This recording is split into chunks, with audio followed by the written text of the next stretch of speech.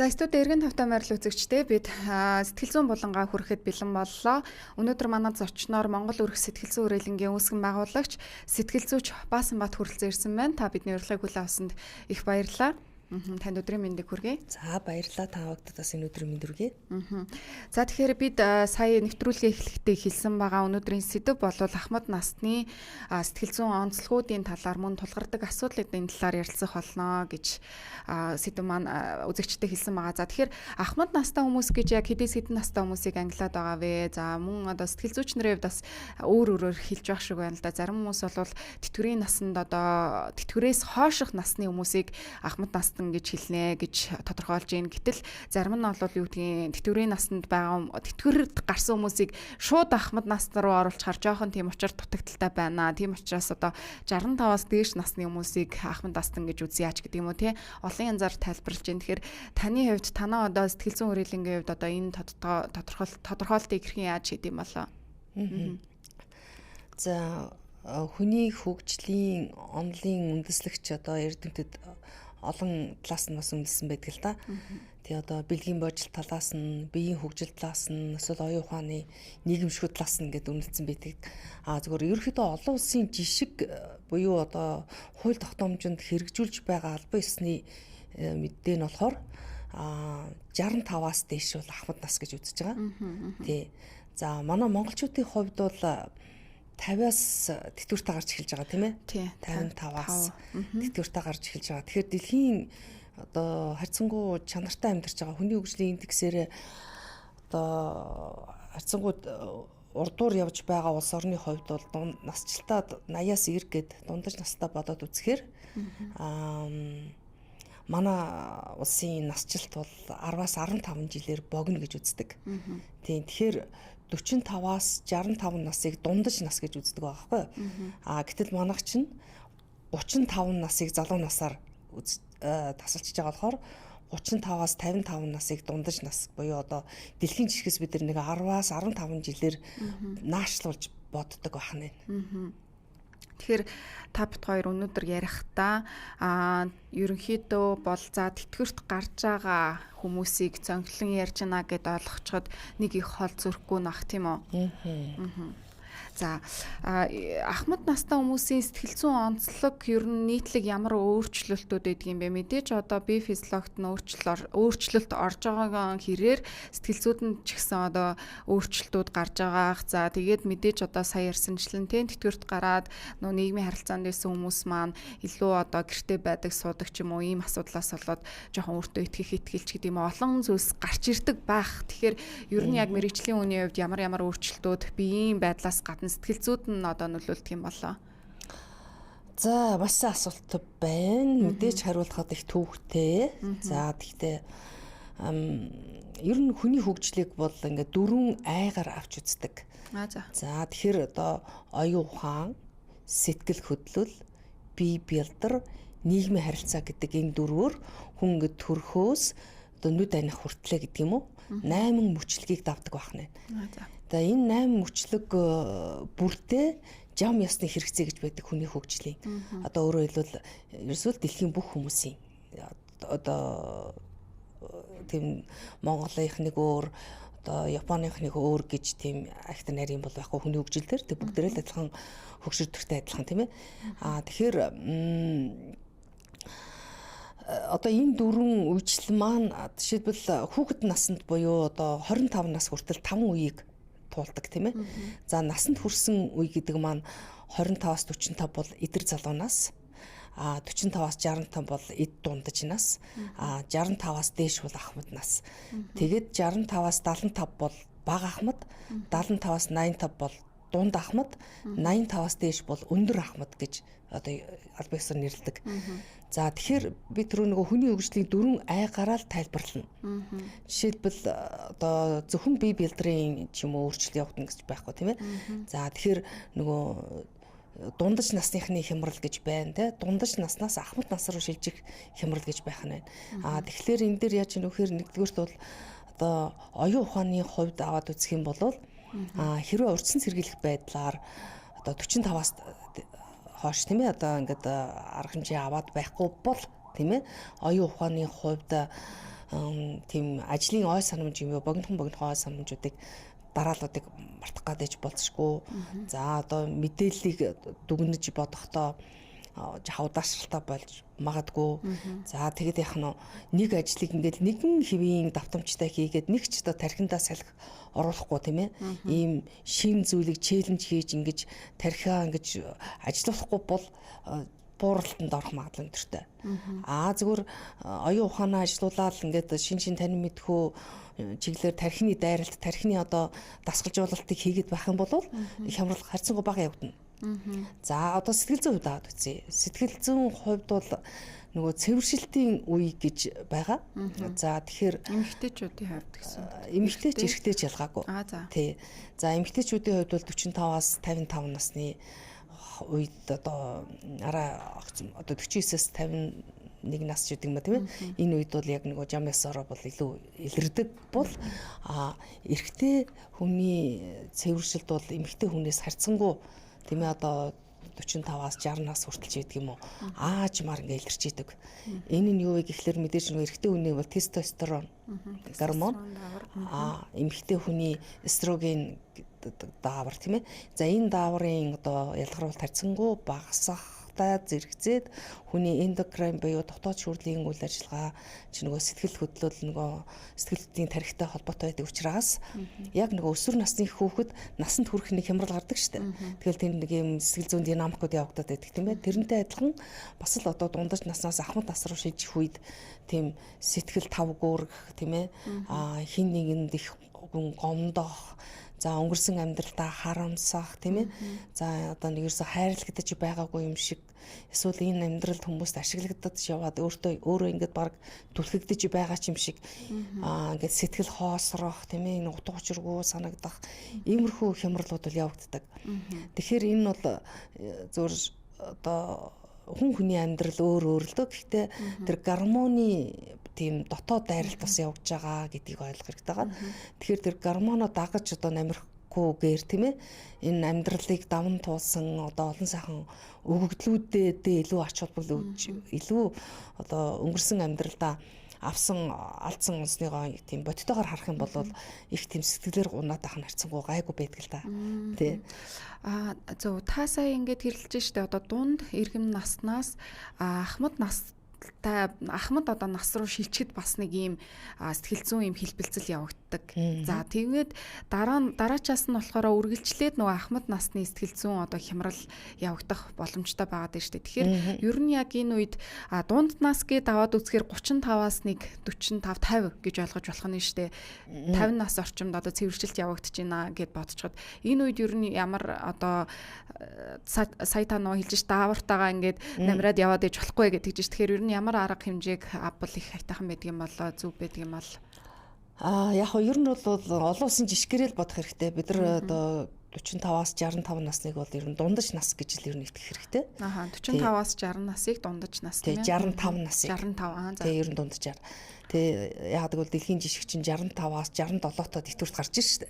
Тэгээ манайх бол одоо харьцангуй нөгөө богино настай гэдэг өнцгөөс амьдралын чанартайгаа холбоотой араа наана яригадаад байгаа. Тэгэхээр ер нь одоо шинэ үеийн ахмадууд бол бас харьцангуй өөрлөлтөө одоо жишээлбэл нэг 60 70-аад оныхон ч л одоо ахмад руу шилжиж гин гэтэл араа л ахмад руу бас орчхоогүй байна тийм үү. Тийм. Тэгэхээр яаж урьдчилан сэргийлэх үү гэхээс илүү энэ одоо насны шилжилтийн үеийг их сайн ойлгож энэ боловсролын мэдээлэлтэй байх нь чухал байгаа. Тэгэхээр зарим хүн бол энэ шилжилтийг огт мэдрэхгүй ингээд огт хэвийн өнгөрчдөг тийм ээ одоо цэвэршилтийн гэдэг ч юм уу. За одоо эмэгтэйг нь климакстэй, эрэгтэйг нь болохоор нөгөө бас өөр нэртэй. Тэ. За тэгэхээр энэ сэтгэл гутрал өртөх магадлал их өндөр байдаг. Тэ. За тэгэхээр энэ одоо эндээс урьдчилан сэргийлэхийн тулд дахиад л нөгөө оюун ухааны хувьд оюун ухааныг одоо байнга ажиллагаатай байх шаардлагатай. Тэ ер нь манайхан бол ингэдэм 45 нас хүрээл за би шинэ юм сураад яах юм бэ? Залуучууд та нар сур тэ. Би одоо төг ингэж яах юм бэ гэж цааргалал эхлэх юм бол энэ өөрийгөө блок гэлж эхэлж гин гэсэн. Тэгэхээр эсэргээрээ илүү одоо тийм одоо өөрчлөлт шинжилгүүдийг тархиндаа салхи оруулж явах хэрэгтэй гэж хэлдэг гэдэг тийм. За сэтгэл зүйн хувьд бол одоо сөрөг бодолд хит автах гэдэг юм уу? Хит шүүмжлэмтгий болох гэдэг юм уу? Хит гомдомхой, хит одоо хохирогч гэдэг юм уу? Ашиглагцсан ч гэдэг юм уу? Нэг юм мэдрэмж одоо хизээч жаргаж байгаагүй юм шиг мэдрэмж төрөөд байх юм бол энэ одоо бодит байдал уу эсвэл үнэхээр үнэн зүйл үү? Тэгээ үнэхээр үнэн байлаач гэсэн энэ нөхцөл байдалд хит их автах энэ ач холбогдол гэж байхгүй те. Тэгэхээр хит сөрөг бодолд автаад сөрөг мэдрэмжид автагдаад байх тусам л дархлаа ундаг. Дархлаагаа унгаад одоо бодисын солилцоог муудахдаг байна шүү дээ. Ингэнгүүт нөгөө тухайн хүнд одоо тийм суур өвчний нэг юм шинж тэмдгүүд байж байгаа юм те. Тэргээ идэвхжүүлчихдэг. Тэгээд энэс үдээд одоо хурдан өхөлт хүрчиж болцсохгүй тий. Тэгэхээр ер нь бол зарим хүн бүр хэвтэрт ортлоо хямардаг, зарим хүн бол огт анзаарахгүйгээр өнгөрдөг. Тэгэхээр тухайн хүний нөхцөл байдлаас шалтгаална. За бие бэлтрийн хувьд. За бие бэлтрийн хувьд бол за тухайн хүн одоо 250 лампын хүчин чадалтай энергитэй хүн байлаа гэж бодъё л да тий. Тэгэхэд дэвтвэртэй гарлаа шууд ингээд нөгөө нийгмийн харилцаа нь хумигдаад тийм ээ. За сэтгэл хөдлөл, оюун ухаан, бие бэлтрийн одоо хүчин чадлаа ашиглах байдал нь магадгүй ингээд тийм 25 лампын гэрэл хүртэл унтарч болцсохгүй. Ингэх юм бол дагаал сэтгэл санаа нь унаад явчихна. За энэ байдалтайгаа за нэг 3-6 сар би яага үүдэн датын ингэж хийгийгж байж байгаа л за тэгээ хүүхдүүд нь бүр одоо 18 нас хүрээгүй нэлэх хүүхдүүдээ харуулдаг ч юм уу. Тийм ээ хүүхдүүдээ дунд хоолмон тэгээл ингээд хөргөж өгөөл аваад ерөөсө хороо ертөнцөөс тасарчих юм бол магадгүй нэг 5-8 жилийн дотор одоо мартамхай гэдэг юм уу маш хурдан хөгшрөх магадлал өндөртэй байх нь. Тийм. Зүгээр хүүхэд бол харьцангуй биеэ даацсан өөрөөр хэлбэл нөгөө манайхны нөгөө нийтлэг шинжич юу байна уу гэхээр хүүхдүүдийн хүүхдийг хараад байгаа шүү дээ. Нөгөө яасл хаагдсан талбайтай.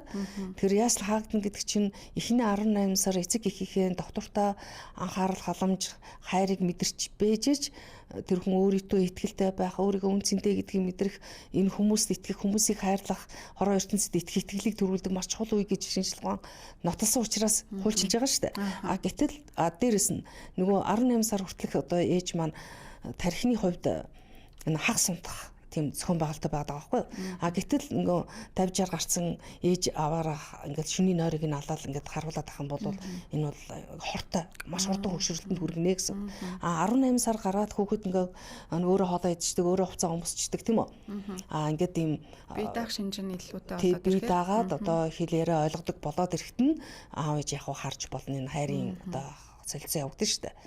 За гэхдээ л олон улсын жишг бол юу гэдэг вэ гэхээр хүнийг дэвтгүрт гарахаас өмнө 2 жилийн өмнө одоо байгууллагын сэтгэл зүйч нь уулздаг. За танд одоо 20 жилийн карьер үлдэж байна. Тэгэхээр танд амьдралын шинэ цаг үе ирж байна. Энэ цаг үед та бэлэн үү гэж асуудаг.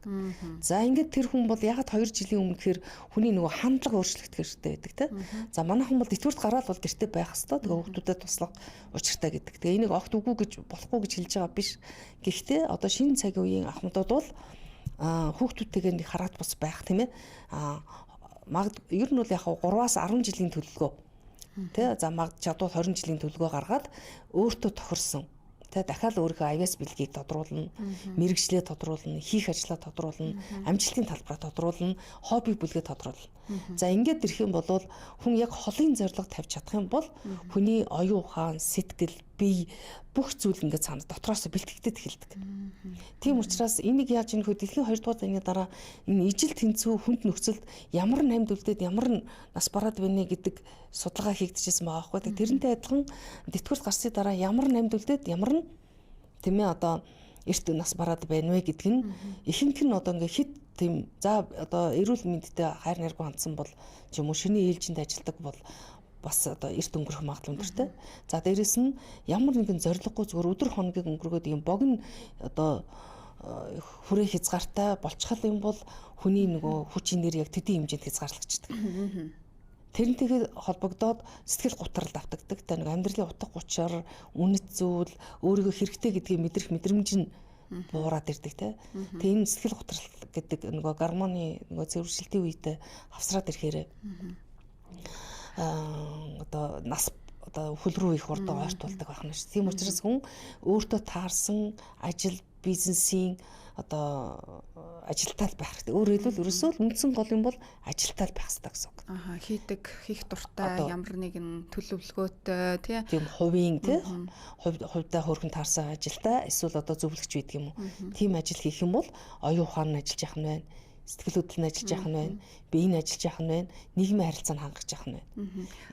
Та сая яран дундаа хэллээ л дээ. Одоо ингээд улигт бодол гэж бас байдаг тийм. Одоо өнгөрснөө дүгнж цэгнэх би ер нь зөв юм хийж үү, буруу энэ амьдралдаа юм хийж үү гэл ингээл дүгнээл өнгөрсөндөө одоо харуулсаал тийм.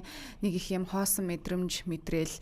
Тэгэл магадгүй одоо ирээдүйд би магадгүй ингээл үхээд дуусгаад манай хүүхдүүд яах болч гэдэг юм уу юм хэцүү, зовсон мэдрэмж бас их зөнхлөн тохиолддог хүмүүс бас илбэг байдгийн байлээ. Та сая тэгээ ярьж л да. Эдгээрийг одоо ингэж бодох нь эргээд одоо сэтгэл зүйн гутралд одоо сэтгцийн одоо хямралд орох магадлалтай болгож байна гэж. Тэгэхээр энэ үед ямар арга хэмжээг авах хэвтэй. Нөгөө хүмүүс маань болохоор аль хэдийн тэтгэврт гараад ер нь бол нийгмийн харилцаанаас жоохон тусгаарлагдчихад идэг тийм. За ахмадууд маань магадгүй ингээд найз нөхөд рүүгээ залгадаг. Гэхдээ тэр болгоно нэг юм сэтгэлийн одоо дотоод зүйлээ ярьдгүү ч юм уу тийм. Нэг ойр хавийн санаа ачингаа яриад өнгөрдөг. Монголд одоо жишээ нь одоо юм сэтгэл зүйн зөвлөх үйлчилгээ өгдөг. Яг энэ ахмадуудад зориулсан үйлчлэгээ өгдөг газрууд хэр одоо илбэг байдгийн болоо. Ер нь эдгээр хүмүүсийн сэтгэлийн завуураа тийм дотоод энэ бодлоо хэрхэн яаж тайлах нь зөв байдгийн бол. За нэг үе бодоход бол ахмадын ордон гэж байдаг болсон. Гэхдээ ахмадуудад хандах хандлага өөрчлөгдөх хэрэгтэй. Өөрөөр хэлбэл ахмадуудыг шагнал горьцсон халамжийн за тэгээд ямар ч ажил хөдөлмөрийн чадваргүй нэг юм одоо үеэ өнгөрөөцсөн нөхдүүд гэдэг ийм хандлага байдаг. Дээрэс нь 90 онд одоо хамаг нөгөө ахмадуудаа маш хүндэтгэлгүйгээр ингэж нөгөө одоо төрийн удирдлагаас гаргаад тэгэл ерөөсөө залуучуудаа бол ахмадуудаа сонсох хэрэггүй тий. За тэр байтугай зарим нийтлэл чинь энэ одоо магадгүй 60-70 оныхон хүчижил одоо энэ өөрчлөгдөн ч гэдэг юм гээд иймэрхүү мессежүүд гарснаас болоод ярангуяа манай монголчуудын хувьд бол ахмад үеийг хүндэтгэл бол их багассан гэж боддог. Дээрээс нь ахмадуудыг тийм эмзэг одоо тийм үл ошоосон тийм ээ нэг юм шоолсон ч юм уу нэг юм түлхсэн жийсэндүү тийм хандлагууд маш илбэг харагдчихэдэг. Тийм тэгэхээр энэ бол бас их хортой. Тийм тэгэхээр одоо залуу үе тий дундаж үе ахмад үе гэдэг бол ерөөсө 3 алтан хэлхээс штэ. Нэг нь нөгөөгөө хийж нөхөж чаддаггүй. Гэхдээ нэг нь нөгөөдөө ингэж хөгжлийн гүүр болж өгдөг. Ийм нарийн одоо холбоос гэдгийг бид ойлгох хэрэгтэй байгаа юм тийм ээ. Жишээ нь одоо зөвхөн одоо олон нийтэд нэгэнд явж байгаа учраас гард манлаа гэл кино байдаг штэ. Тэр кинон дээр нэг өглөөс ирээд харахад тэмээгийн тэ ачаа тийш нь хулгаал аваа явцсан байдаг те. Тэгэхэд чинь залуу нь болохоор залуу нь бол ерөнхийдөө ачаа тийш нь өргөх л үүрэгтэй. Дундаж одоо хүн нь болохоор тэр стандартын дагуу бүх юм жинтан хийн. Ахмад нь болохоор цэвэр одоо шинжээч байдаг шүү дээ. Тэгээ ингэж нэг нь нөгөөгөө ингэж нөхдөг ийм одоо чухал үе байдаг юм а гэдэг нэгдүгээр хэлмээр байгаа. За тэгээд энэ дээр бас нэг юм байна нөгөө ахмад үед одоо ингээд сэтгэл санаанд манайхан жоохон тийм бас ханддаг гэх юм уу да. Ажил хийж байгаа ахмадгаа болохоор тэтгэвэр чинь баг бууц юм уу яагаад ингэтлээ турж хүч байгаа юм шиг ажиллаад байгаа гэдэг хандлага байдаг. Тэгэхээр ерөөсөө ажил хийж байгаа ахмадыг одоо ад үзэж нэгдүгээр ердөө болохгүй те тэр хүн ядарсанаа зүдэрсэндээ биш ерөөсөө л ажил хийж явах учиртай. Тэгжээж урт насл нь эрүүл байна, эрч хүчтэй байна, оюун ухаан нь мудахгүй байдаг гэдгийг бодож үзэх хэрэгтэй. За магадгүй дахин одоо бас цайны хантай байхыг одоо хүүхдүүд нь үгүйсгэж хориглож болохгүй. Хүүхдийг харах албатай биш. Харин сонголт байж болно тий зөвшөлтсөл байж болно. Тэгэхгүй бол өндгөндөө хөдөлдөг аалт шиг одоо ингээл хүүхдийн төлөө хоёлоо гэр бүл боллоо. Хүүхдийн төлөө насаараа зориулж хагаад дахиад нөгөө ач зээгээ гарангуут нь дахиад тэднийхээ төлөө ингээд өөрсдөө идүүлсээр хагаад тэр хоёр хүний аав ээжийн хувийн амьдрал, хувийн одоо таашаал цэнгэл гэж байхгүй болчдөг. Талбай тий. Тэгэхээр энэ бол ингэж болохгүй. Тэгээд ер нь ахмадуудыг өрөвдөх хэрэггүй, сул дорой хүмүүс гэж бодох хэрэггүй, харин хүндлж тийм ээ. Тэдрээс авах зүйлээ авах нь маш чухал байгаа. Тэгээд тэр хүмүүст бас ажил хөдөлмөрөөр эрхлээд явна уу, хоббигоо хийгээд явна уу, тэр бүгдэд нэг айхтар шүүмжлэлтэй хандаад авах шаардлагагүй. За миний нөгөө гол асууж байгаа зүйл нь юу вэ гэхээр хүүхдийн магадгүй сэтгэл зүйн асуудалд хүүхэд сэтгэл зүйн асуудалд орлоо гэхэд хүүхдийн сэтгэл зүйчдэр хандна тий. Гэр бүлүүд одоо асуудал гарлаа гэхэд гэр бүлийн сэтгэл зүйчэд ханддаг ч юм уу тий. Тэгэхээр энэ ахмадууд маань хэрвээ сэтгэл зүйн асуудалд орвол тэдгээр хүмүүс ерөн зөнхлөө хаана ханддсан бэ? Энэ сэтгэл зүйн асуудлаа хямралаа хэрхэн яаж давж гэтэлдэм бэ гэдэг зүйлийг л асууж байна л да. Яасан би асуултанд яг онохгүй нөө.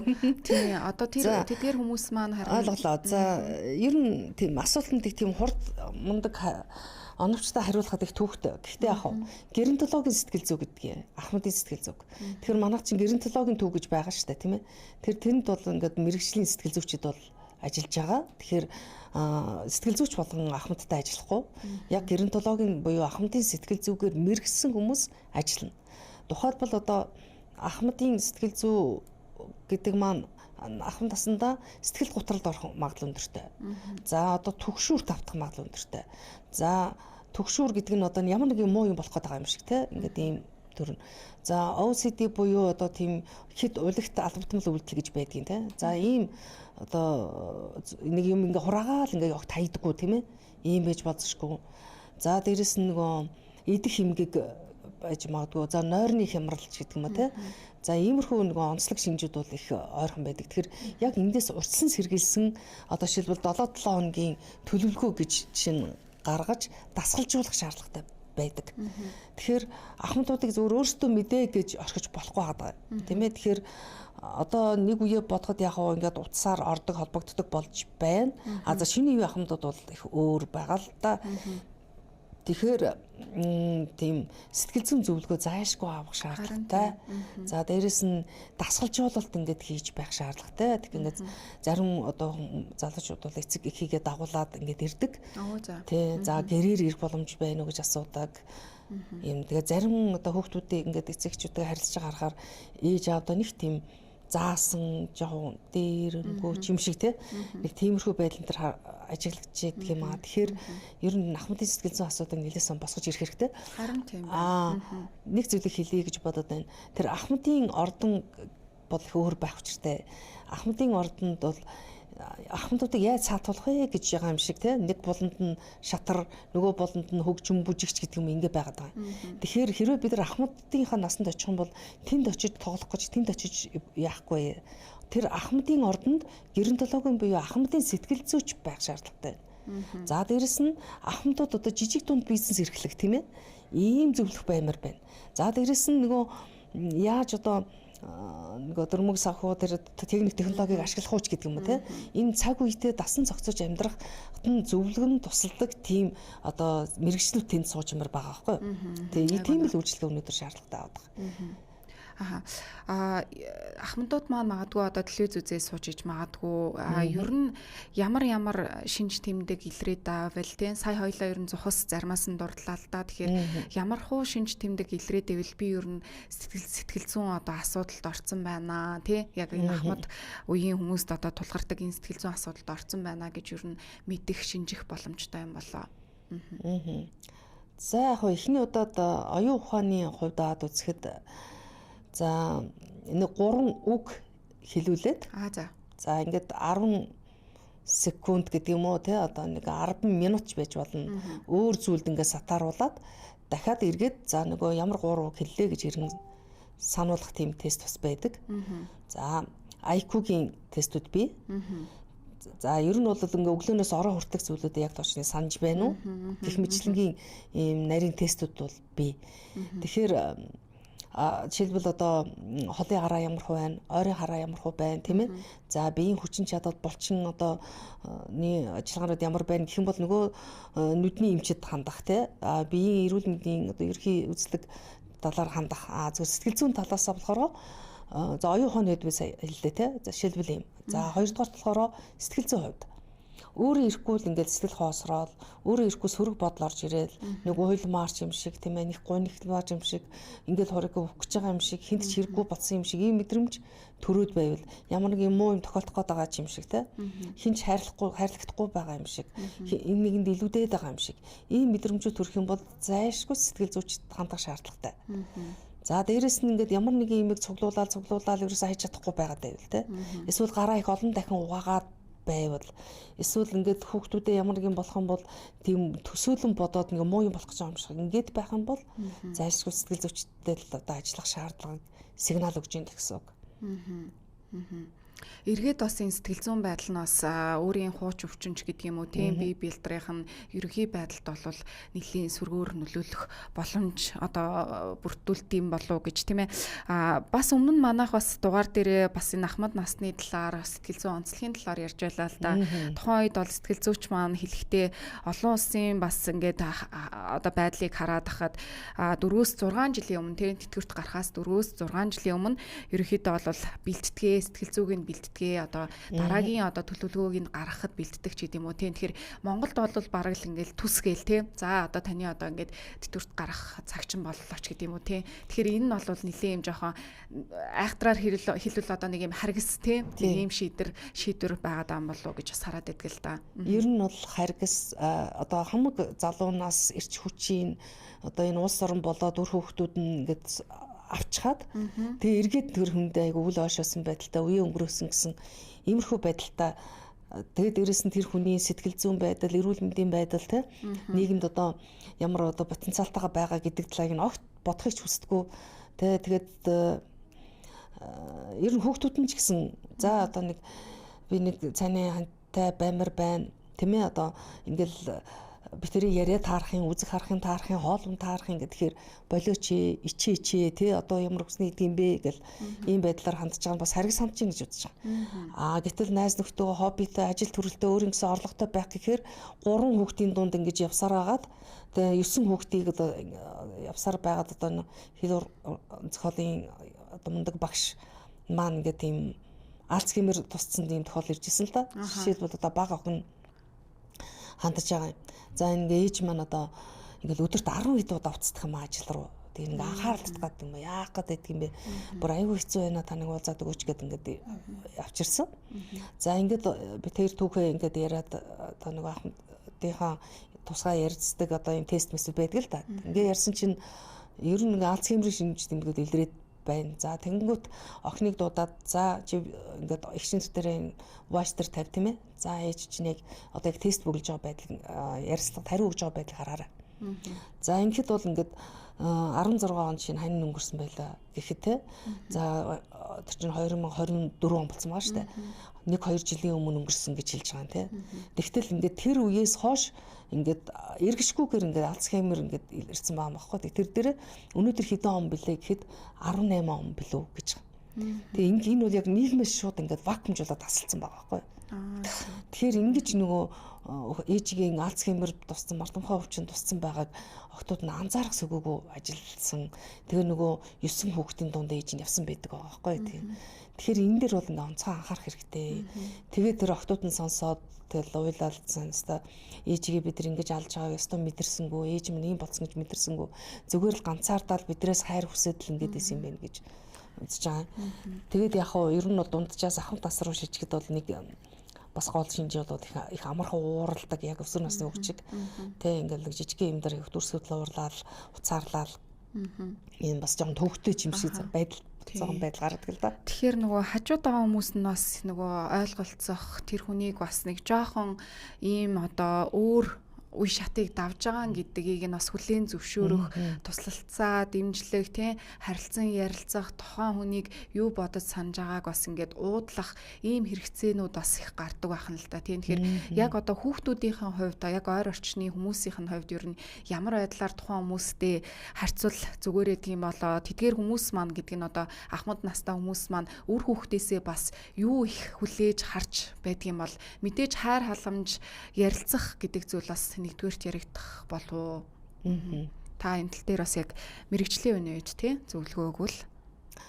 За түрүүн нэг зүйлийг би бас давтан хэлээд Монголд бол нэрэл 2 өдрийн юм уу 2 сарын өмнө тэгэл тэтгэврт гарлаа 5 минут урт насаар удаан жаргаараа баяртай гэдэг явуулчихдаг тийм. Тэгэл тэр хүн яг шууд сэтгэл зүйн бэлэн байдалгүй ингээл юм шок тийм ээ ийм байдалд уналтанд ордог тал бий. За тэгэхээр бүр 3-4 жилийн өмнө бэлдэж байгаа бол бүр гайхалтай байдаг. Ядаж 2 жилийн өмнө бэлтгэдэг байх хэрэгтэй. Тэгэхээр тэр тэтгэврт гарах гэж байгаа буюу ахмад нас руу шилжиж байгаа. Өөрөөр хэлбэл 55 дахь тэтгэврт гарсан хүн өөрийгөө ахмад гэж бодож болохгүй л гэж хэлээд байгаа онлын үед. Тэгээ 65 хүрж иж ахмад нас руу ирлээ гэж хэлэх нь шүү дээ. Тэгээд нэгдүгürt бол өөртөө би ингээ үргэлжлүүлээд одоо би ямар ажил хийдэг байх вэ? Тэгээ энэ надад таашаалтай юу? Би энийг чадах уу? Тэгээ би энэ дэр миний бие хүчин чадал хүрэх үү гэдгийг бодож иж одоо маш олон сонголтууд байгаа шүү дээ. Тэр сонголтоос өөрийнхөө ажил бизнесийн талбарыг олно тий. Одоо магадгүй найзуудтайгаа хэлбэх юм эсвэл өөрөө яадаг юм уу жишээлбэл одоо миний нэг мэдхийн одоо их сургуулийн профессор доктор багш те шууд тэтгэвртээ гараад Месүд коллежид сурж байгаа байхгүй. Тэгэл дараа нь кофе шоп байгуулж байгаа. Тэгээ тэрэнд үнэхээр ад жаргалтай байж гэн те. Гэтэл 80-тай хүн дээл оёл байж гэн. Дээл оёд байж гэн. Тэгээ хүүхдүүд нь ээжээ та одоо турж өгөх гэдэг юм уу? Дээл оёхоо болооч гэл тэгэхэд би дээл оёхоо боллуулвал би хадан гэрээлнээс өөр юу ч над бодогдохоо болно. Тэгэхээр энийг минь битгий хоригл гэж яах шатэ тийм ээ. Тэгэхээр энэ нөгөө ажил хөдөлмөр эхлэх гэдэг юм чухал байна. За гэр бүл их хүрээд ирэхээр гэр бүлийн хүүхдүүд бол за дундаж наснаас ахмад одоо юу гэдгийг одоо 65 тий одоо 55-аас 65 нас руу шилжих үед бол нэлээд хямралууд ажиглагдана. Их гомдомхой болно тийм ээ. За уур уцаартай болно. За тэгэхээр ерөнхийдөө яриа хөрөө таарахгүй талдаа ээж аавгаа за гэл одоо хүүхдүүд нь хүлийн сонсдог байсан ба сонсгоо болоод эргээд ээж аавгаа загнах шинжтэй ч юм уу тиймэрхүү байдлууд харагдаж болзошгүй. За тийм учраас болж үл ээж аавда хувийн орон зай гаргаж өгөх хэрэгтэй. Хувийн орон зай тий.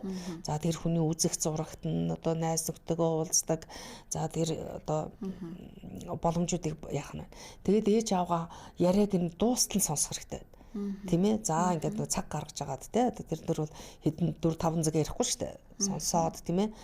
За та ямар байна? Та юу гэж бодож байна гэд гэр бүлдээ ямар нэгэн шийдвэр гаргаж байгаа бол бас ингээд зөвлөлдөө та юу гэж бодож байна гэдэг ийм хүндэтгэлийн харилцаагаа бол заавал хадгалаад тийм ээ. Тэгээд санаа сэтгэлийг нь сонсоод тэгээд үнэхэрийн ойлгохгүй байвал одоо мэрэгжлийн сэтгэл зүйчид хандуулаад ярьцлах явал одоо их үр дүнтэй гэж хэлнэ.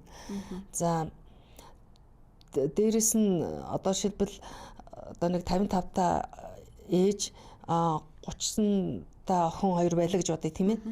Тэгэхээр ээж охин хоёр хоорондоо жигтэйхэн бие биендээ хайртай мэдээж. Тэгсэн хэрнээ зөрчилдөд байдаг. Тэгээ энийг юу гэж бодож байна? Харин ямар юунаас бол зөрчилдөж байгаанаас их чухал байх тийм. Тэгээд тухайн хоёр хүний бас зан одоо харилцааны байдалд бас чухал юм болов уу? Ялангуяа нөгөө хамт амьдарч байгаа нөхцөлд. Йоо би ээжийг ойлгохгүй байна. Ээж нь үнэн хэцүү байна. Би өөртөө охиныгоо ойлгохгүй нэснээр гэл те. Бүр ингээл жигтэйхэн гомдолцоод бүр тэрэндээ стрессээд ядарчсан тохиолдод байдаг.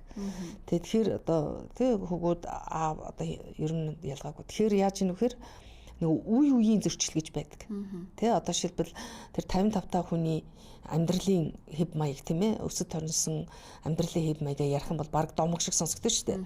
Гэтэл охины одоо үзэх харах үнэт зүйл итгэл үнэмшил амьдралын хэв маяг шал өөр. Тэгэхээр энийг үеийн зөрчил гэж үздэг. Үе үеийн соёлын ялгааны зөрчил, сэтгэлгээний ялгааны зөрчилтэй. Тэгэхээр энэ ялгаатай байдалд хин хиндээ хүлээцтэй мэдрэмжтэй хандах нь чухал болохоос биш 35 та охин ээжигээ чи та одоо хоцрогдсон ёстой ямар төвхтэй ингэж болохгүй охиныгоо хүмжилгүй ийм замбраагүй байна гэж бас болох байхад шүү дээ тэр насны болоод соёлын ялгаатай үеийн ялгаатай байдаг хүлээн зөвшөөрлөхгүй бол энэний зөрчил байдаг юм а тэрнээс бол хайргуудаа биш байх нь ер нь одоо санал одоо зөрөлтгöd сая яг таны ингээл хэлж штэ нөгөө хамт ялангуяа тий аав ээжтэйгээ хамт амьдарч байгаа үед одоо яг нөгөө үе үеийн зөрчил бол гардаг тий одоо залуу хүмүүс орой өдөш их гардаг ч юм уу тий нөгөө амьдралын хэв маягаасаа хүртэл ингээл хэсүүлэл зөрчилдөөнүүд гардаг. Тэгэхээр энэ үед ер нь хэрхэн одоо нэг зөөлөн зөв байдлаар тий нэг ингэж яриаг эхлүүлэх аав ээжтэйгээ ингэж нэг ойлголцлын түвшинд орох нь арай эвтийхэн байдаг бол Та юу гэж бас зөвлөдөг вэ залуучуудад? За тань аав ээж таныг бүр 100% ойлгох албагүй. Тэ одоо нар ч гэсэн бас 100% ойлгох албагүй ч гэсэн ямар ч байсан нэг 50-50 гэж үздэг. Одоо юу гэдгийг нөгөө аав ээжигээ ингээд ярьж явах үед нь гүйцэд сонсно. Одоо ста нам тагилж байгаа тийм ээ. За тэгээд хүүхдтэйгээ ярьж яхад ээж аав нь гүйцэд сонсно. Тастаалгүй тэнийг минь ингэдэггүй маа гэж хэлж болохгүй тий. Тэгэхээр гүйцэд сонсно. За ингээд би ийм ингэж бодож ингэж гэдэг юм тохиролцоо зөвшөлдслөө харилцан өгөө аваатаагаар зөвшөлдсөн байна. Тэгэхээр 50-50 гэдэг нь яар сонс тэ өгөөд ав гэдэг ийм өгөө аваатаагаар ингээд би биэндээ эвтэхнэр ингэж ялгаатай байдлаа зөвшөлдсөд шингэх бол чадах боломжийн асуудал. Юун дээр энэ болохоо байждгүй гэхээр заас ингээд олон юм ярьдаг. Юугаа мэддэг ингээд. Тэгээ заас ингэдэг шүү дээ. Тэгэл яриа явахгүй. За энэ залуучууд энэ хөгшчүүл гэж хэлвэл тэгэл яриа явахгүй. Одоо энэ сэтгэлгээтэйч гэдэг юм уу? Одоо юу гэдгийг те. Ингээл бас явахгүй. За тэгээд нөгөө хин энийгээ буруутгаал те. Ингээл шүүмжлэл чи тийм байсан, ийм байсан гэжсэн. Та хаста тийм юм уу ээж муу аав гэл гэх юм бол үнэхээр явахгүй те. За тэгэхэд мэдээж зарим одоо эцэг ихтэй хүчирхийлэл хэрэгэлдэг бас залуучууд байгаад байна. Хүчирхийлэл бол бүр огт байж болохгүй. Ингээ энэ дөрвийг хоригдж чадах юм бол ээж аавтайгаа зөвшөлдөх болцоотой. Тэ тэгэхээр энэ бол энийг л ойлгочих юм бол орлого хийгээд ахад бол харилцаа их үр дүнтэй сайхан байж болно халуун дулаан. Тий. Монгол улсад ер нь яг энэ Ахмадын одоо сэтгэл зүгээр дагнсан сэтгэл зүйч нар, сэтгэл засалч нар хэр одоо олдцтой байдаг юм болоо та яг салбарт нь ажиллаж байгаа хүний хувьд те миний харж байгаагаар бол бас нэг тийм их биш байна уу даа гэсэн хардлага бол бас байгаад байна. Жохон Ахмадуудынхаа сэтгэл зүг нэг жохон хайцсан юм шиг те энэ талаар нөгөө гэр бүлийн сэтгэл зүй, хүүхдийн сэтгэл зүй, хосын сэтгэл зүй гэл их ярьдаг болчих. Гэтэл яг энэ Ахмадын сэтгэл зүгээр дагнсан сэтгэл зүйч нар хэр их гарч ирж байна, хэр одоо олдцтой байна. Энэ сэдвийг хүндэж байгаад бас баяртай байна. Ямар тач гэсэн геронтологийн төв гэж би түрүүнд хэлсэн тийм ээ. За тэнд бол мэдээ цөөхөн одоо 2-3 сэтгэл зүйч байдаг байх. За өөрөөр бол яг Ахмадуудад одоо тусгайлан бэлтгэгдсэн сэтгэл зүйч нар бол ховор байдаг юм байна лээ. За одоо манайх бол яг Монгол өрх сэтгэл зүй хүрээлэн гэд хүүхэд гэр бүл хос чиглэлээр зөвлөгөө өгдөг байгаа тийм ээ. Тэгэхээр нөгөө гэр бүл гэж орж байгаа болохоор нөгөө гэр бүл чинь 2 буюу 3 үе гэж явдаг тийм ээ. Тэгэхээр Ахмадууд бол ороод ирдэг юм. Тийм. Тэгэхээр зөвхөн Ахмадуудын хандлага бол за одоо би хэлдэг байгаа шүү дээ. Ингээс одоо шинэ үеийн Ахмадууд тийм ээ. Одоо шилбэл манай за нэг 70 тийм 60 70-аад оныхон бол юу байж штэ за 50 60 70-аад оныхон ялангуяа 60 70-аад оныхон бол энэ 90 онд бол ингээд 20 30 жилийн эмх замраагүй амьдрал завчигдсан те одоо хэлмэгцэн үеийнхэн гэж байгаа штэ. Тэгэхдээ тэд нар бол үнэхээр дайчин ирмэгийн амьд үлдгэсэд. Тэгэхээр одоо бол тэд нар чинь ингээд техник технологиг мэднэ тийм ээ ажил мэргэжилтэд бас тодорхой хэмжээнд ингээд тэсэг чадвар өндөртэй. Тэгээд үргэлжлүүлэн одоо ингээд ажил бизнес хийх сонирхолтой юм хүмүүс байгаад байгаа. Тэгэхээр бид нар ерөөсөө шинэ үеийн ахмадуудаа их өөр болж ийн гэдгийг бол ойлгохоос өөр арга байхгүй. Тийм боломжийг бид нар тавьж өгөх хэрэгтэй. За ер нь одоо ахмадыг ингээд ирээд сэтгэл зүйн зөвлөгөө авдаггүй маа гэхэд ахмадуудаа бид нар нэг юм боловсролын мэдээлэл багаар өгөөд ах юмсан гэж үг нь ярилцаад байгаа юм. Тэгээ одоо тийм 100 асуулт хариулт гэдэг үг нь бэлдэж байгаа. Тэгээ тэрийг хараахан олон нийтэд гаргаж амжихгүй л яваад байна. Яалтчгүй тулж ирсэн асуудалтайгаа л ажиллаж байна. Гэхдээ эндээ бол гэрээр нь бол очиж одоо ажиллаж юмдаа амжихгүй байгаа. Тийм. За тэгээд манай нэг ахмадууд чинь нөгөө илүү амьд харилцааг чухалчилдаг болсууд чинь нөгөө видео онлайныг бол бас хэдүүлэн сайн үзэхгүй байгаа. За гэтээ хөдөө орон нутагт ингээд ахмадын ордонд очиод ингээд ахмадуудтайгаа сургалт явуулаад зөвлөгөө өгөх үнэхээр тэргээр ангад сангасан байдаг юм байна лээ. Ялангуяа орон нутаг лугаа тийм ээ. Тийгөө хотод ч гэсэн ялгаа байхгүй тий. Тэгэл ер нь бол ихэнх ахмадууд маань ингээд хүүхдүүдийн хүрээнд хаалга хаагаал вакуум орчино байчдаг юм байна тий. Тэгэл нөгөө сэтгэл готрлаар өвдөж гин үү, мартамхай болж гин үү, төгшмтгий болж гин үү, сэжиглэмтгий болж гин үү гэдгийг хардамтгай болж гин үү тий. Энийг хүүхдүүднийг анзаардаггүй. Тий ингээл ер нь орхигдсон үеийнхэн тий. Орхигдсон үе гэснээс нэр одоо энэ ахмад руу одоо дундаж насаас ахмад руу очиж байгааг нь бол 60 70 он шүү дээ. 50 40 50 оныхон бол ахмад одоо дунд үе өндөр ахмадууд руу орж байгаа. Одоо яг энэ 60 70 оны ахмадуудын хүүхдүүд нь 88-аас 98 оных байгаа байхгүй. Энэ оныхны болохоор орхигдсон үеийнхэн гэдэг байгаа. Тэгэхээр энэ хилмигдсэн омгийнхан орхигдсон үеийнхэн хоорондоо ойлголцоход бол нэлээд асуудал үүсгэх нь бас тодорхой гэж ерөнхий нөгөө судалгааны дүр төрхийг ярихад бол бас ярих өөр юм их бий. Нэлийн бас ширүүн тулаан болдог байх нь шүү дээ тийм. Одоо та намайг харж ирсэн юм уу? Та намайг хайрладаг байсан, та намайг хаяал явцдаг байсан шүү дээ. Ажил бизнес гэл ингэдэг байсан шүү дээ гэл одоо ингэж хэлэх магадлал өндөртэй. Тэ нөгөөд болгон та нарын төлөө бид нар өстө хөлтөнд хүлээж хүлгүүн бэлгэж ингээ өдий хүрлээ штэ гэл тэгэхэд л одоо хин хинийгээ л буруутгах хэрэггүй тэ бид энэ цаг үеийн л бүтээгдэхүүнүүд юм чинь тийм ээ. Яг байна. Ахмад насанд одоо амьдралын утга учирыг дахин тодорхойлох тий шинэ одоо хүсэл, шинэ хоббитой, шинэ одоо төлөвлөгөөтэй болох нь эргээд одоо бие бэлдар, сэтгэл зүй, сэтгэн бодох одоо сайнаар нөлөөлдгөө гэдээ бас ярианы ихэнд хэлж байна. Тэгэхээр ер нь шинээр энэ нөгөө амьдралынхаа утга учирыг дахин тодорхойлох, шинэ хобби олох тий энэ дээр та ямар зөвлөмжүүдийг өгөх вэ? Магадгүй 20 30 жил ингээд одоо юу гэдгийг нийгмийн ажил хийцэн тий улсын ажил хийцэн тэгтээ бас нэг арай өөр юм хийчмээр байдаг. За 55 таа тэтгэвртэй гарлаа гэж бодоход за нэг би нэг арай л нэг өөр юм хүсээд байна да гэл гэхдээ нэг учраа олохгүй яваад байгаа ч юм уу тийм. Тэгэхээр тэдгээр хүмүүс яаж энэ амьдралынхаа шинэ утга учирыг тодорхойлвол үр дүнтэй байдаг бол. Үнэхээр одоо ахмад нас руу шилжихэд бол мэдээж нөгөө бие бэлтрийн хувьд өөрчлөлтүүд орно, зүс царайны хувьд өөрчлөлт орно, дуу хоолойд тийм үү. Тэгэл одоо хосын амьдрал хүүхдүүд үрнээс нэсгэр үр хоосрох хямрал ирнэ. Гэт одоо нөгөө гормоны өөрчлөлтөн төргээ зөндөө олон юмыг даван туулдаг. Энэ бол бас маш амаргүй үе байгаад байгаа юм л да. Тэгээд тэр нөө сэтгэл зүйн үйлчлэл зайлшгүй шаардлагатайгэн дээр ахмадууд маань өөрсдөө өдөр өдрийн буюу 7 хоногийн төлөвлөгөө зохиогоод ажиллах нь хамгийн үр дүнтэй гэж үздэг байгаа. За жишээлбэл одоо нөгөө л 4 чиглэлээр нэгдүгürt оюун ухаанаа хөгжүүлэх. За оюун ухаан. Тий. За тэгэхээр өглөө одоо босоод яг юу хийх юм те? За өглөө босоод 30 минут дасгал хийн. За тэр дасгал нь өөрт нь нэг дуртай, тааламжтай, тохиромжтой ийм дасгал байх нь байна тийм ээ. За ингээд мэдээж нөгөө эрүүл хооллолт тий одоо нөгөө бие бэлтрээ эрхлүүлэх тухай ярьж байна л да. За ингээд эрүүл хооллолт, сайн унтах тийм ээ, тогтмол цагт унтах. За тэгэхээр яг ямар төрлийн одоо нөгөө витамин тий нэмэгдэл бүтээгдэхүүнүүд хэрэгтэй байгаа. Тэрийг ингээд яг тоож гаргаад за ингээд бясалгал хийх булчингийн сонголтууд тийм үү хүн нөгөө хөшөж өгдөг болохоос хөгшөж өгдөггүй гэж хэлээд байгаа шүү дээ тийм ээ.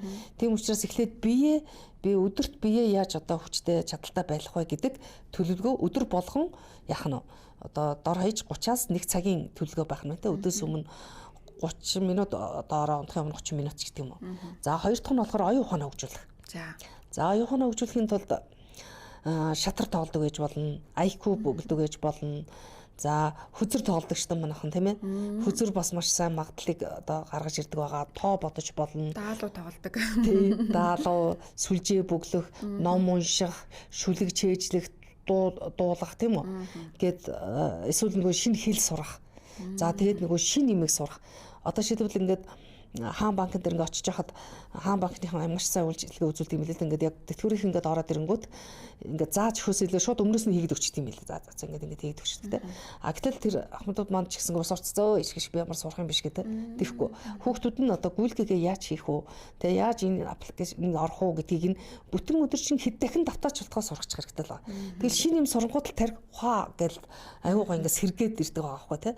Тэгэхээр нөгөө одоо технологитой зөвлөлөхэд ингээд тус маслал ингээд хөдлөөл хахад тэр техник сайн байдаг шүү дээ. Ингээд огт хөдлөхгүй болчихвол зэвэрдэг. Тэрнтэй адилхан оюун ухааны нэгдүгürt нь бие бэлтрээ инхрийлэх эрч хүчтэй байлгах.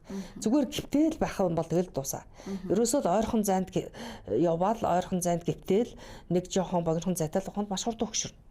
За хоёрдугаар огт толгоогоо ажиллуулахгүй байвал хурдан өгшөрөх юм шүү дээ. Тэгэхээр толгоогоо үргэлж ажиллуулах төлөвлөгөөг өдөрт 40 минут тархи ажиллуулах юм бодох юм сурах, оюун санааны одоо дасгал хийх нь шүү дээ. Тий, оюун санааны бид нар ч гэсэн одоо ингээл аав ээжтэй бүгдийг нь уртаас нь ороод хийх биш. Тэрийг одоо хэрхэн яаж хийхийг нь алхам бүрээр нь хийж зааж өгөх хэрэгтэй байх нь тийм ээ. Одоо шилбэл та нар ч юм төрлөхөөсөө эхлээд уцтаа баг гарцсан болвол тэр хүмүүс чинь хизээ сурсан байгаа шүү дээ. Тэгэхээр удаан сурна. Удаан сурах нь ерөөсөө хаад үзэж болохгүй. 10 удаа заахтал сурна. Угаасаа. Тэгээ сурсны дараа маш амархан болж байна. За дараа нь оюун ухаан гэж дээ сэтгэл зүй. За сэтгэл зүй гэдэг бол одоо бүжиглэх, хөгжим тоглох, тийм үү? Дуу дуулах, одоо зураг зурах, тэгээ юм хумурлан бүтээх хийх. За тэгээд нөгөө найз нөхдийн гоё хоббитой тийм гоё өөдрөг тийм багтаа байх те. Одоо ахмадууд ингээл түг тийш очиж яхаа түг гэлгүй. Заавал нэг тийм сонирхлын гоё бүлэгт эсвэл өдөө багын найзуудтайгаа ч юм уу. Бүлэгт хамаарах нь 7 хоногт нэг удаа заавал уулздаг. Ядаж өдөрт нэг удаа уцаар ярьдаг. Ингэж нийгмээс тусгаарлагдаж хизээч болохгүй. Уучлаарай нэг эвгүй жишээ хэлэхэд одоо 20 ангид яг янданд байгаа хүн чигсэн өнөөдөр хэдэн сарын хэдэн билээ өнөөдөр нийгэмд юу болж ийн гэдгийг заавал хэлэх ёстой гэдэг байхгүй. Хүн нийгмээс засварлаад бол хүний оюун ухаан сэтгэл зүй бий болдог бүх юм моддаг. За хөл гэмтлээ 3 сар хөдөлгөөнгүй байхад бүх булчин сулардаг байхгүй. Тийм учраас хүн ерөөсө хөдөлж байх хэвээр сурж байх хэвээр тиймээ сэтгэж байх хэвээр ахна шүү дээ. За дөрөвдүгürt нь болохоор нэг одоо нөгөө нийгмийн харилцаа гэж саялсан те. За тэгэхээр яаж ийн нэгдүгürt бие тогтмол цагт унтах нь яг чанартай хоолоо идэх нь нөгөө бэлтгэлүүдэд хэрэглэх нь. За тэгэхээр тэр нь дасгал, йог, бүжиг одоо тий зөндөө олон сонголтууд байна. Хоёр дахь нь болохоор оюун ухаанаа бүр заавал хөгжүүлнэ. Өдөрт 40 минут. За гуравдугаарт нь болохоор сэтгэл зүгээ динамиктай байна. Уйлах, баярлах, гомдох одоо зөндөө юмнууд байж болно. Ингээд нийгмийн харилцаа. Энэ дөрв бүр цогцоороо байж иж одоо хүн бол хөгшрөлтөд аажим явагддаг буюу одоо хүн 80 хүртэл маш сайхан цэх нуруутай, тэгш бие бэлдартай тийм ээ маш мэрэгэн тунгалаг оюун ухаантай байх бүрэн боломжтой. Ер нь 120 наслах потенциалтай гэж байгаа шүү дээ. Тэгээд одоо цаашаа бүр уртсах байх гэж ярьж байгаа тийм ээ. Таны бас саяны хэлдэг зөвлөгөөнүүд бол маш хэрэгтэй зөвлөгөө байна. Тэгээд 7 хоног орно бас гаргачих юм бол тийм бүрч одоо илүү одоо доктортой ч гэдэг юм уу тийм бас мэрэгчлийн үнэтэй магадгүй хандж байгаад энэхүү одоо 7 хоногийнхаа төлөвлөгөөг гаргachвал бас болохоор юм шиг санагдлаа. Тэгээд өнөөдөр хэрэгтэй зөвлөмжүүдийг өгсөн, хэрэгтэй мэдээллүүдийг өгсөн танд их баярлалаа. Тэгээд Ахмад настай хүний сэтгэл зүйн онцлогуудын талаар бид сэтгэл зүйч Баасан Баттай харилцлаа. Түүний үед Монгол өрх сэтгэл зүйн урлагийн үүсгэн байгуулагч гэж явдаг. За тэгээд таны ирээдүйн ажил амьдрал бүх зүйлд сайн сайхныг хүсье. Өнөөдөр студид ирсэнд их баярлалаа. За ингээд та бүхэн биднийг өрөөд энэ чухал сэдвийг хөндөж хамтран ажилласанд баярлалаа. Амжилт хүсье. За баярлалаа үзэгчдээ. Бид өнөөдөр Ахмад насны сэтгэл зүйн талаар ярьлаа. Та нар маань хүж үзхийг хүсэх юм бол YouTube хуудасаар ороод Терминал нэгтэйг за сэтгэл зүйн болон гэд хайхад манай бичлэгүүд бол хадгалаас байгаа. Тэгэд өнөөдрийнхэн дугаарыг юуны хүрээд өндөрлөе. Маргаашийн өглөөний чекин хөтөлбөрөөрөө эргээд уулзлаа. Түр баяртай.